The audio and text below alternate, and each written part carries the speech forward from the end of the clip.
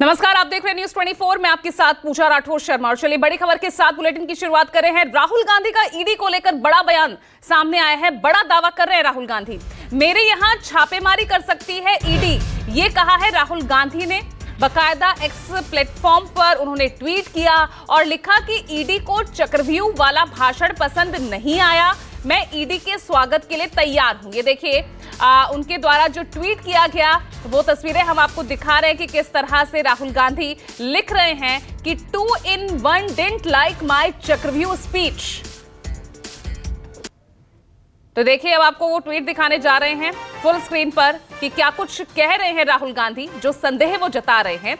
ED के सूत्रों से पता चला है कि मेरे यहां रेड करने की प्लानिंग की जा रही है। ऐसा लगता है कि इन्हें चक्रव्यूह वाला भाषण पसंद नहीं आया, खुले दिल से ईडी का इंतजार कर रहा हूं, वो भी चाय बिस्किट के साथ। ये बकायदा रात के 2 बजे राहुल गांधी ने ट्वीट किया है अपने चक्रव्यूह वाले भाषण के संदर्भ में कि 2 में से 1 को उनका वो भाषण पसंद नहीं आया, अब मेरे यहां रेड डालने की तैयारी हो रही है।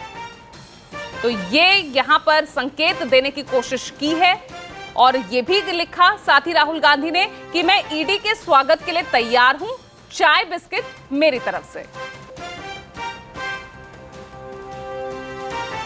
राहुल गांधी जी ने जो भी सरकार के खिलाफ आज जोर शोर से अपना आवाज बुलंद कर रहे हैं लोकतंत्र बचाने के लिए, उनके सबके खिलाफ एक साजिश रची जा रही है और ये साजिश यहां नहीं विदेश की भूमि पर रची जा रही है। ये मैं आपको बता रहा हूं। कुछ भी हो सकता है, हमले भी हो सकते हैं हमारे सबके ऊपर, राहुल जी के ऊपर। मैं इतना कह सकता हूं क्योंकि 1 महीने से जिस तरह से हम सभी लोगों ने राहुल जी के नेतृत्व में दिल्ली में इस सरकार की धज्जियां उड़ाई है, सरकार की नींद उड़ गई।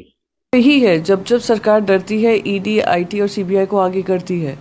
तो इस तरीके से मिसयूज जो हो रहा है, हम बार बार इसी की बात कर रहे हैं, इसी के ऊपर चर्चा हो रही है कि कितना ये सरकार ईडी, आईटी और सीबीआई के हवाले से अपना एजेंडा चलाती रहेगी। तो उन्होंने यही जानकारी दी है कि उनको पता चला है इस बारे में, और अगर ईडी ऑफिशियल्स आते हैं तो आइए कार्रवाई करिए। इसी तरीके से आपने महुआ मोइत्रा के साथ किया, ऐसे ही आपने संजय राउत जी के साथ किया, ऐसे ही आपने संजय सिंह जी के साथ किया। सदन के अंदर तो झूठ बोलते ही हैं, सदन के बाहर भी भ्रम फैलाने का काम किए हैं। उन्हें चुनौती देता हूं कि वो बताएं कि कौन अधिकारी उनको फोन किया है। राहुल जी के बारे में हम क्या कहें, उनकी किसी बात का ना कोई तुक है, ना कोई ढंग है और ना ही कोई हमें समझ ही आती है उनकी बातें। और आपने भी देखा है ये जो चक्रव्यूह कहना, और सबसे जो निंदाजनक उनकी जो बात है, वो हमेशा जो देश के प्रति जिस तरह से शब्द का उपयोग करते हैं, देश का हलवा बट रहा है और सब खा रहे हैं। देश के बजट को, उनकी दादी ने भी देश के कई बजट बनाए हैं, उनको हलवा कहना और देश को मिल बांट के खाना, इस तरह की बातों को इम्प्लाई करना, ये देश के लिए अच्छी बात नहीं। तो राहुल गांधी कह रहे तो सही कह रहे होंगे। विपक्ष के नेताओं को जिस तरह से पड़ताल पहले भी किया जाता था, इस बार भी पड़ताल। अरे कोई नहीं, जनता जिसके साथ होती है उसके सब फेल हो जाता मामला, कोई कुछ नहीं कर पाएगा राहुल गांधी। संजीव, जरा समझना चाहेंगे कि आखिर अपने इस ट्वीट के जरिए क्या कहना चाह रहे हैं। वाकई जैसे सत्ता पक्ष कह रहा है कि एक नैरेटिव, एक भ्रम फैलाने की कोशिश है, या वाकई में कुछ खबर लगी है राहुल गांधी को?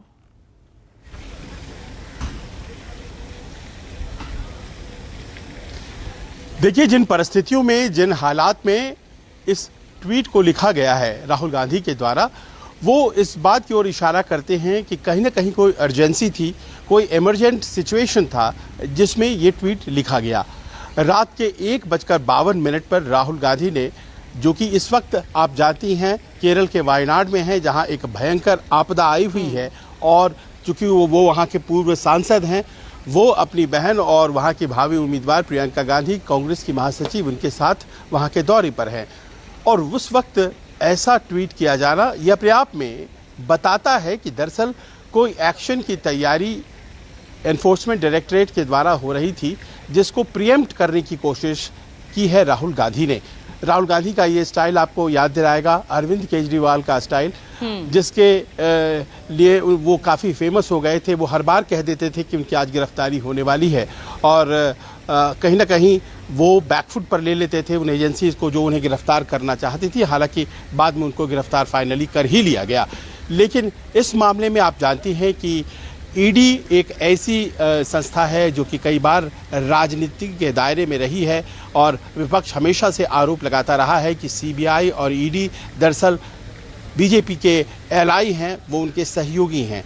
बहरहाल जो मामला है वो है जुड़ा हुआ एक कंपनी जो कि कहलाती है एसोसिएट जर्नल से, और एसोसिएट जर्नल्स को कंट्रोल करने का आरोप है यंग इंडिया के द्वारा। यंग इंडिया जिसके कि शेयर होल्डर है राहुल गांधी और सोनिया गांधी, और आपको याद होगा कि यंग इंडिया के मेजॉरिटी शेयर होल्डर होने की वजह से कई बार ईडी के द्वारा उनसे पूछताछ भी की गई है और ये बताने की कोशिश की गई है कि एजीएल यानी कि जो कंपनी है एसोसिएट जर्नल्स, उसकी परिसंपत्तियां देश के कई शहरों में हैं और उन संपत्तियों के फ़ायदे का इस्तेमाल किया गया है कांग्रेस के इस नेतृत्व के द्वारा, मौजूदा नेतृत्व के द्वारा, और कई बार गवाहियां मल्लिकार्जुन खड़गे, पवन बंसल ऐसे नेताओं की हो भी चुकी हैं।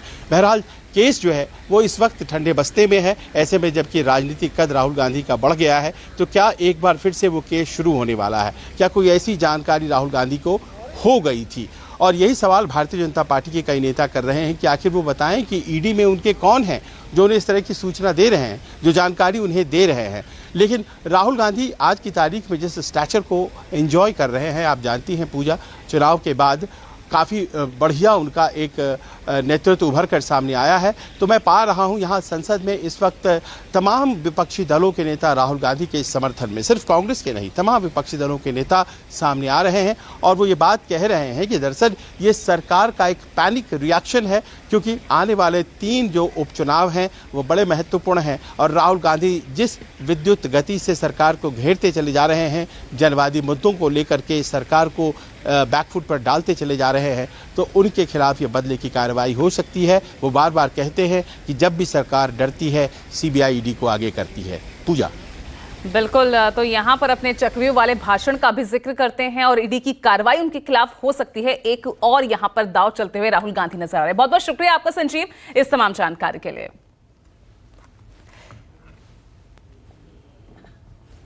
तो देखिए राहुल गांधी का ये ट्वीट हम लगातार आपको दिखा रहे हैं, जो देर रात करीब 1:12 पर राहुल गांधी कर रहे हैं, बावजूद उसके कि वो इस वक्त वायनाड में हैं, आपदा प्रभावित लोगों से मिल रहे हैं, और उस बीच उनका ये ट्वीट आना, सियासी बवाल होना जाहिर सी बात है, जो हम लगातार देख रहे हैं जिस तरह के रिएक्शंस सत्ता पक्ष और विपक्ष की तरफ से आ रहे हैं। और सत्ता पक्ष लगातार सवाल उठा रहा है कि जिस तरह से सदन में झूठ बोल रहे हैं राहुल गांधी, उसी तरह से एक और झूठ यहां बोला गया है।